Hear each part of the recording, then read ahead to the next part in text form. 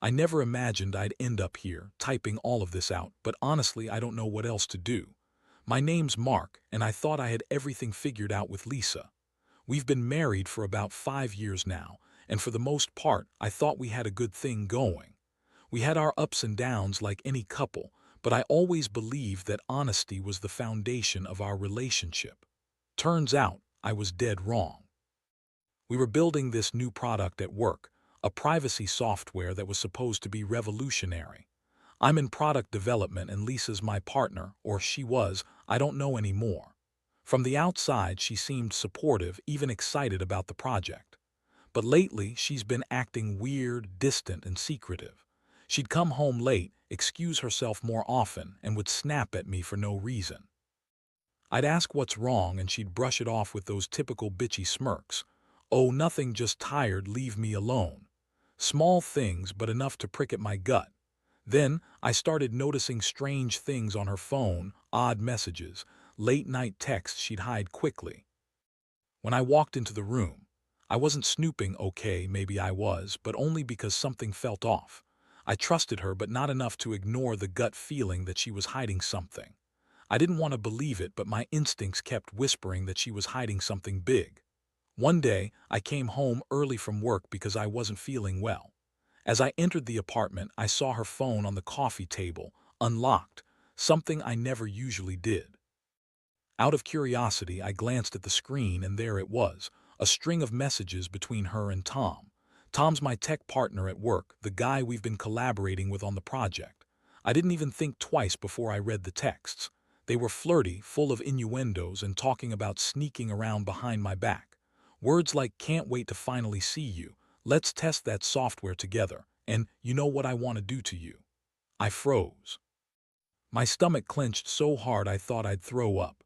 That's when I realized this wasn't just a friendly chat or some harmless flirtation. They'd been testing our privacy software on me all along, and I was the idiot who trusted her.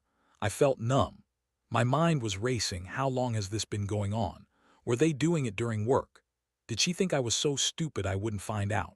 It was a punch in the gut, and I couldn't believe I'd been so blind.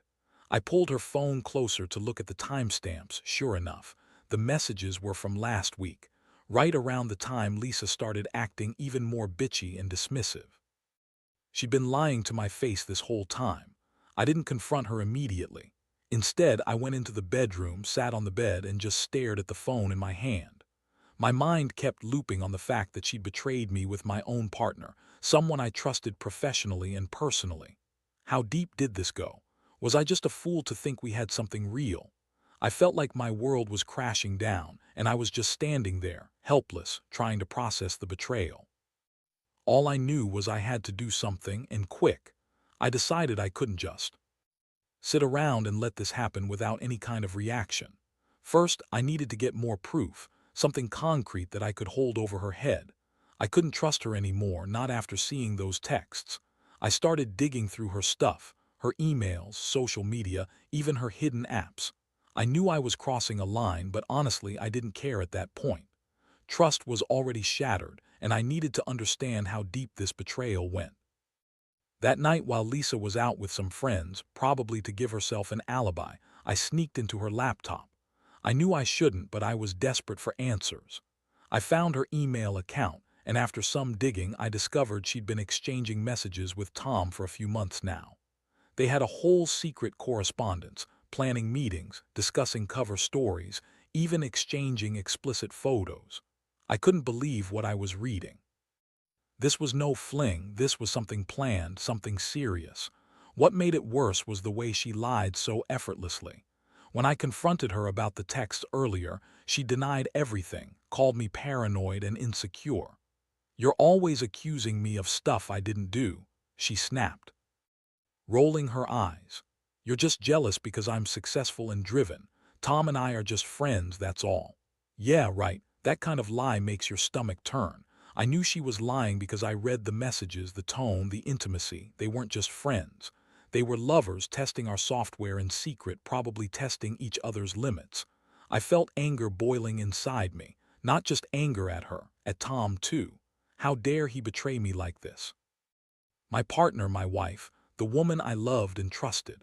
And to think she kept lying, kept pretending everything was normal while sneaking around behind my back. I mean, she's not even sorry in her own twisted way. She's bitchy dismissive, and when she got caught, she just tried to brush it off like it was nothing.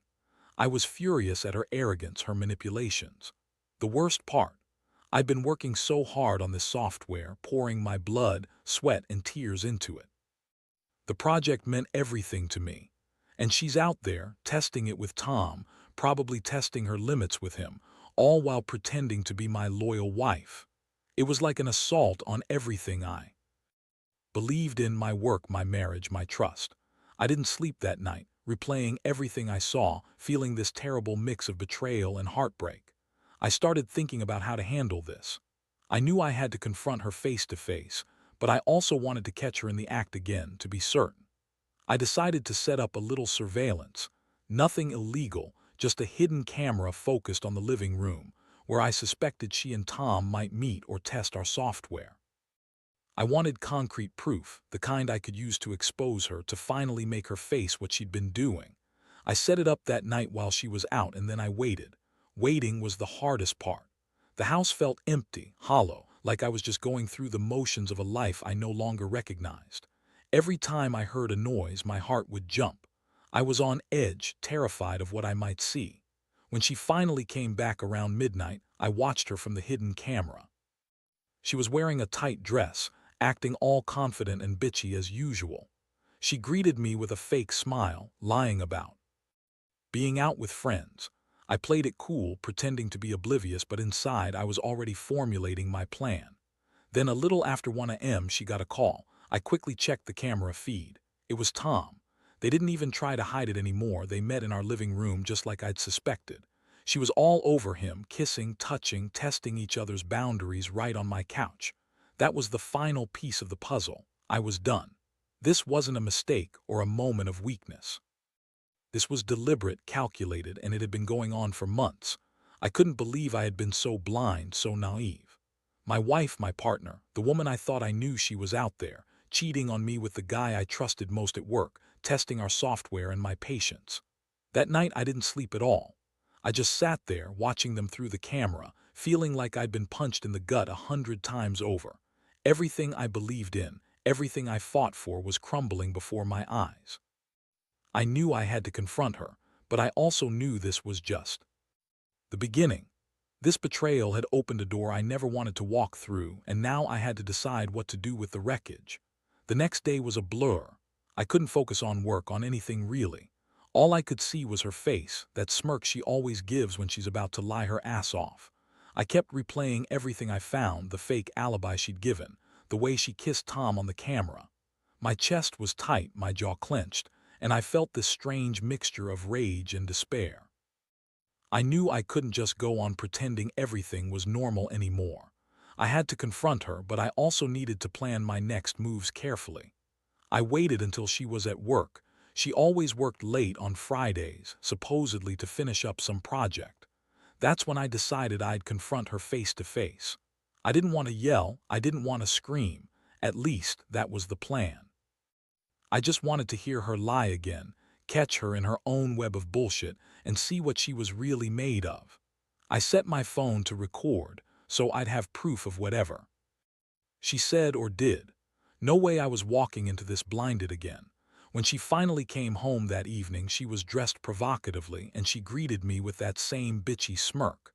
I acted normal at first, making small talk, pretending I didn't know about her little secret. It was a game of poker, and I had to bluff my way through it. Then I brought up the project, asked her how she thought it was going, what her role was.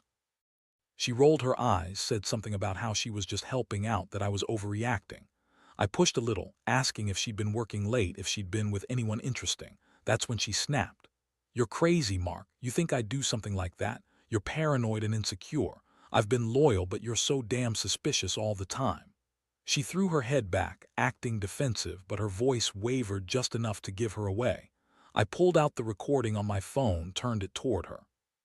Her eyes widened for a second, then she tried to laugh it off. "Oh, come on.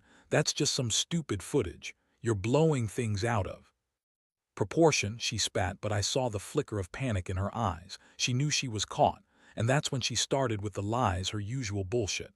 Tom and I were just friends. We're working on the project because we're good at what we do. I didn't mean for you to find out. It's not what you think. Yeah, right, I was furious. The words just spilled out of me before I even thought. You've been sneaking around with him for months, I said, voice shaking. Testing our software, testing your limits, testing my trust. And all this time I thought I was building something real with you. How could you do this? How could you lie to my face like I was some fool? She looked at me with that bitchy smirk again, these fake tears starting to form. You don't understand, Mark. You're just jealous because I don't need your stupid project or your stupid trust. I do what I want, she snapped. I couldn't take it anymore. The betrayal, the lies, the way she was so dismissive, like I was nothing. I told her I was leaving, that I'd had enough of. Her bullshit, her lies, her cheating. I told her that I knew everything and I didn't want to see her face again. She kept denying, kept lying, but I'd heard enough. My head was spinning and I felt like my world was collapsing in on itself. I grabbed my keys, my phone, and walked out of that apartment, leaving her standing there with her false tears and bitchy attitude. That night, I stayed in a hotel. I couldn't sleep in that place, knowing what she'd done. I kept thinking about everything, the secret messages, her betrayal, how she'd lied so easily. I kept asking myself why I had been so blind, so trusting, so naive. Had I missed the signs? Did I ignore the warning signals because I loved her? Or was I just too damn comfortable, too complacent? Whatever it was, I knew I wouldn't be able to fix this overnight. The pain was sharp, the betrayal even sharper, but I was done pretending. I'd come to a decision. I was going to end this no matter how much it hurt. The following days were a nightmare. I kept replaying everything, the texts, the videos, her dismissive attitude when I called her. It was like I'd been living in a fog and now the truth was blinding me.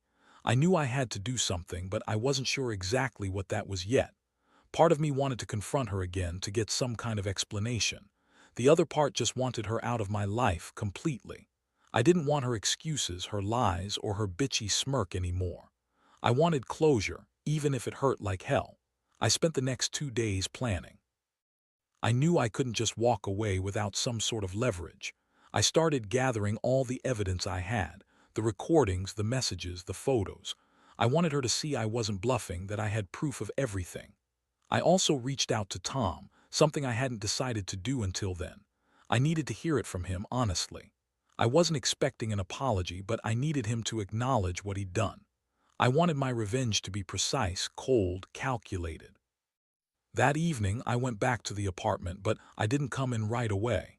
Instead, I set up a little hidden camera near the front door, just in case she tried to deny everything again or catch her in a lie. Then I waited. I didn't sleep that night either. I just sat in my car watching the apartment from a distance, waiting for her to come home. When she finally did, she looked different, more nervous maybe. She was still bitchy, but there was that little shake in her voice that I'd never heard before. She went inside and I waited a few minutes before knocking on the door. When she opened it, her eyes widened and she tried to put on her usual smirk. "What are you doing here?" she asked, voice cold. I just held up my phone, showing her the evidence I'd collected. Her face went pale for a second, then she tried to play it off. "Oh, that," she said dismissively. "You're crazy, you're stalking me now." I didn't buy it. I told her I knew everything about the texts, the meetings, the testing of our software. I told her I saw her fucking Tom right there on camera, testing how far she could push the boundaries. Her bitchy smirk disappeared real quick. Her eyes darted around, searching for an excuse, but nothing. "Kame, you think you're clever, huh?" I said. "You think you can lie your way out of this? Well, I've got news for you. I've had enough of your bullshit. I'm done. I want out completely. I want a divorce and I want you gone." She started crying then, fake tears streaming down her face, trying to manipulate her way out. "You don't understand, Mark. It's all a mistake. I didn't mean for it to go this far. Tom's just a friend. You're overreacting." I looked her straight in the eyes. "No, Lisa. You're the one overreacting. You messed up, you cheated, and now you're trying to weasel your way out like a spoiled bitch. Well, I've got the proof now. And you know what? I'm not stupid enough to fall for your bullshit anymore." I told her I was calling a lawyer, that I was going to get everything. My divorce, my share of the house, and maybe even some of her assets for wasting my time and trust. She tried to plead, begged me to not do this, but I had already made up my mind. I couldn't stay in this relationship knowing what she'd done, knowing how she lied to me every step of the way. I told her she should start packing, that she was out of my life and I wasn't going to look back. She looked defeated, her bitchy attitude gone, replaced by tears and anger. She spat out some last-minute lies, some pathetic apology, but I just turned away and walked out the door. That night, I stayed in a hotel again, exhausted but finally feeling like I'd taken control. The betrayal cut deep, but I knew I couldn't let her ruin me. I had my evidence, my plans, and I was ready to move forward. I kept thinking about how much I had trusted her, how I'd believed she was my partner in every way, and how that trust had been completely shattered. I knew it was going to be a long road ahead, but I also knew that I'd protect myself and my sanity. No more lies, no more betrayal, just me, rebuilding from the ashes. Over the next week, I threw myself into action. I contacted a lawyer first thing in the morning, explained everything, and started the process of divorce. It was a brutal, slow process, but I was determined to get out of that mess and reclaim some kind of peace. While all of that was happening, I also made sure to secure the evidence I'd gathered. The recordings, the messages, everything. I wanted to be prepared for whatever legal or personal battles might come. Meanwhile, Lisa was trying to spin her stories, of course. She called me multiple times, pleading, crying, begging me to remember the good times, to give her a chance to fix things. I just blocked her number. Honestly, I was past caring about her excuses. She'd lied so much, I didn't even recognize her anymore. She was just a manipulative bitch who thought she could get away with anything because she was pretty and bitchy enough to wear me down.